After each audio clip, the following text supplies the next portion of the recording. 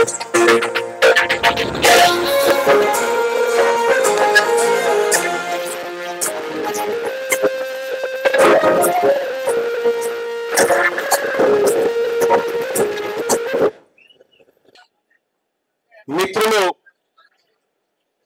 ఈ హాలు నిండిపోయి ఆ హాలు నిండిపోయి బయట నిండిపోయి కొద్దిగా అసౌకర్యంగా ఉన్నటువంటి మాట వాస్తవం. దాన్ని మేము గమనించడం జరిగింది. వేదిక మీద ఉన్నటువంటి తెలంగాణ బీసీ వర్గాల ఆలోచన, బీసీ ప్రజల మేధస్సు తరతరాలుగా ఈ జాతుల కోసం తమ ఇక్కడ జరిగితేనే ఈ సిగ్నల్ వస్తారు. అక్కడ జరగదు. తన మేధస్సును ఈ కోసం, ఈ జాతి ప్రజల కోసం దారపోసి ఏ రోజైనా ఈ జాతులను అధికారం వైపు, ఆర్థికం వైపు, ఆత్మ గౌరవం వైపు ముందుకు నడిపించాలని అహర్నిశలు కలలు గంటూ నిత్యం కృషి చేస్తూ వస్తున్నటువంటి వేదిక మీద ఉన్నటువంటి మేధావి సమాజం మీ అందరికీ పేరు పేరున పాదాభివందనం తెలియజేస్తారన్నా. అలాగే తెలంగాణ రాష్ట్రంలో మెజారిటీ ప్రజలకు హక్కులు దక్కాలని, ఈ మెజారిటీ ప్రజల ఆకాంక్షలు నెరవేరాలని ఎన్నో పోరాటాలు చేసి త్యాగాలకు గురైనటువంటి ఈ కుటుంబాలకు, ఆ అమరవీరులకు నేను సోదరుడిగా వినమ్రంగా మీ అందరి ముందు నిలబడి నమస్కరిస్తా ఉన్నా. అలాగే ఇక్కడికి విచ్చేసినటువంటి మా తండ్రి గారైనటువంటి మా నాన్నగారి పాదాలకు కూడా నమస్కారం తెలియజేస్తా ఉన్నా. ఇవాళ సెప్టెంబర్ 17, 1948లో ఎందుకు ఇది డిస్టర్బెన్స్ వస్తుంది? జరగండి.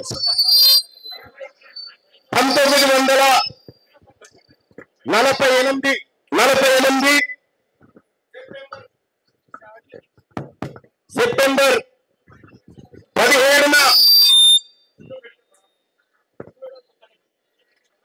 ఈ హైదరాబాద్ సంస్థానం భారతదేశంలో కలిసినటువంటి సందర్భం. అలాగే ఈ దక్షిణ భారతదేశంలో హక్కులు దక్కాలని అహర్నిశలు పోరాడినటువంటి పెరియార్ రామస్వామి గారు, అలాగే ఈ విశ్వకర్మ బిడ్డల ఆశా జ్యోతి, మనందరి దట్టంగా భావించేటువంటి విశ్వకర్మ, వీళ్ళందరి జయంతి ఇంత శుభ సూచకమైనటువంటి ఈ సెప్టెంబర్ 17 తారీఖును బీసీల తలరాత మారే దినంగా నేను భావిస్తా ఉన్నాను. ఎస్, ముందు మురళీ మనోహర్ గారు, ప్రొఫెసర్ మురళీ మనోహర్ గారు తన జీవితమంతా బీసీల కోసం పోరాడుతూ ఆలోచనను సమాజం మీదకి వదులుతున్నటువంటి మన ఆత్మగౌరవ ప్రతీకగా ఉన్న ప్రొఫెసర్ మురళీ మనోహర్ గారు ఈ వేదికను నడిపించమని అప్పచెప్పిన గంట 2 గంటలు మీ ఆలోచన ఏందో చెప్పండి అని ఈ సభ ముందు వాళ్ళని కూర్చోబెట్టిన. సహజంగా రాజకీయ పార్టీ ఏర్పాటు అంటే ఆ పార్టీ నాయకులు ఈ పార్టీ నాయకులు ఇక్కడి నుంచి అక్కడి నుంచి పిలుచుకుంటారు కాదు. నేను ఈ తెలంగాణ ఈ మట్టిలో పుట్టినటువంటి బిడ్డల ఆలోచనని ఇక్కడ కూర్చుండబెట్టి మాట్లాడుతా ఉన్నా. అలాగే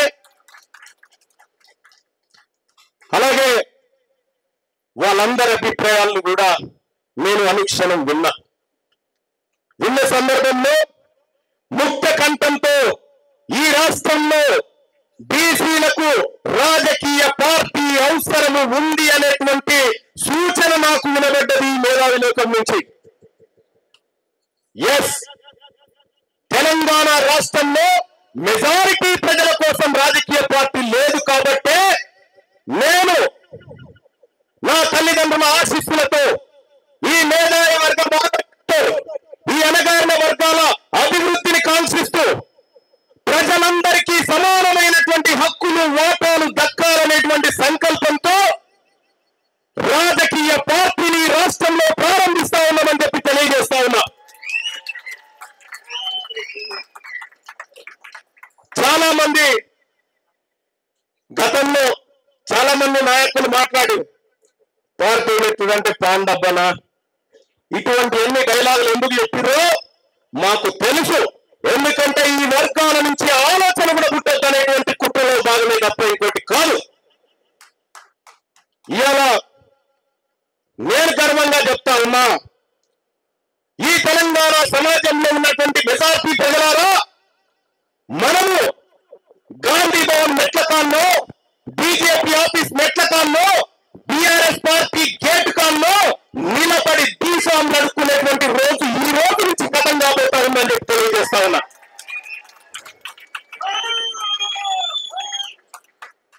మీ అందరు చూసిరు, నేను ఎమ్మెల్సీగా గెలిచి దాదాపు 15 నెలలు 16 నెలలు గడుస్తా ఉంది. ఈ 16-17 నెలల్లో నేను ఈ మేధావి వర్గం ముందు చెప్తా ఉన్నా, ఇక్కడ ఉన్నటువంటి ప్రజల ముందు చెప్తా ఉన్నా, నా పరిపాలన పైన నా పదవి పైన ప్రజా రెఫరెండాన్ని కోరుతా అని చెప్పి తెలియజేస్తూ, మేధావులారా నేను చేసినటువంటి పని నిజంగా మిమ్మల్ని మించినటువంటి తెలంగాణ సమాజం లేదు. మీరు చెప్పండి, తీన్మార్ మల్లన్న నువ్వు ఎమ్మెల్సీగా గెలిచిన దగ్గర నుంచి నువ్వు పని సరిగా చేయలేదు అనేటువంటి మీ సమాధానం చెప్పండి. ఇప్పుడు రాజీనామా చేయడానికి సిద్ధంగా ఉన్నా. అలాగే తీన్మార్ మల్లన్న నువ్వు చట్టసభల్లో ఉండి మా కోసం, మా వర్గాల కోసం, మా ఆలోచన కోసం నువ్వు పోరాడుతున్నావు కాబట్టి ఎమ్మెల్సీగా కొనసాగమని అదన్నా చెప్పండి. ఈ రెండు మీ కాళ్ళ దగ్గర పెడుతున్న నిర్ణయం మీదే. రెండో విషయం, మీరు చూసిరు తీన్మార్ మల్లన్న మండలిలో మాట్లాడుతూ ఉంటే, ఈ వర్గాలకు జరిగినటువంటి అన్యాయం గురించి నేను మాట్లాడుతూ ఉంటే కుప్పిన పేరు ఎంత పెద్ద దండు నా చుట్టూ వాళ్ళు ఉన్నా నేను బెదరకుండా ఆదరకుండా ఈ వర్గాలకు జరిగిన అన్యాయాన్ని ప్రతి లెక్కతో సహా ఈ ప్రపంచం ముందు పెట్టిన. సోదరులారా, నాకు తెలుసు ఈ వర్గాలకు ఏ రకంగా ఈ పార్టీలు అన్యాయం చేసినో తెలుసు. నేను చాలా మంది తీన్మార్ మల్లన్న తెరువులోకు ఈ బీసీల ముచ్చటెత్తకు మీకు ఏది కావాలంటే అది చేస్తాం అనేటువంటి లెక్కలు కూడా నా దగ్గరకు వస్తే నేను ఎడమ కాలితో లెక్కలను తన్ని ఏ బిడ్డలైతే తమ కాలును అసెంబ్లీలో మోపలేదో మా వర్గాల నుంచి ఆ బిడ్డలను నాతో తోడుకోవడానికి శపథం చేసి వచ్చాను. ఏ వర్గాల ప్రజలైతే ఇప్పటి వరకు అసెంబ్లీ ముఖం చూడలేదో ఆ బిడ్డలను అసెంబ్లీకి తీసుకుపోయి వాళ్ళ సీట్లలో కూర్చుండబెట్టడం కోసం నేను యుద్ధం చేయబోతున్నాను ప్రకటించి వచ్చిన.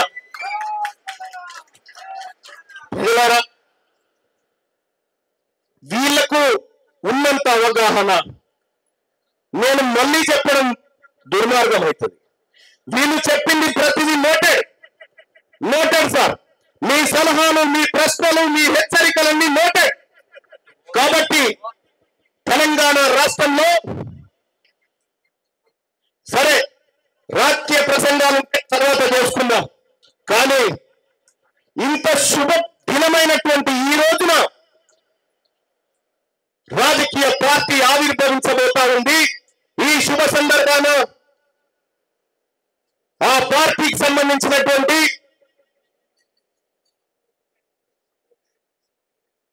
ప్రకటన ఏమనుకుంటారు మీరు? పార్టీ ఒకసారి చెప్పండి, ఏమనుకుంటున్నారు? BC right. ప్రజలారా, తెలంగాణ రాష్ట్రంలో ఈ ప్రజలకు ప్రాతినిధ్యం వహిస్తూ ఈ ప్రజలను రాజ్యాధికారం వైపు తీసుకుపోవడానికి తెలంగాణ రాష్ట్రంలో ఆవిర్భవిస్తున్న పార్టీ తెలంగాణ రాజ్యాధికార పార్టీ అని చెప్పి తెలియజేస్తా ఉన్నాం.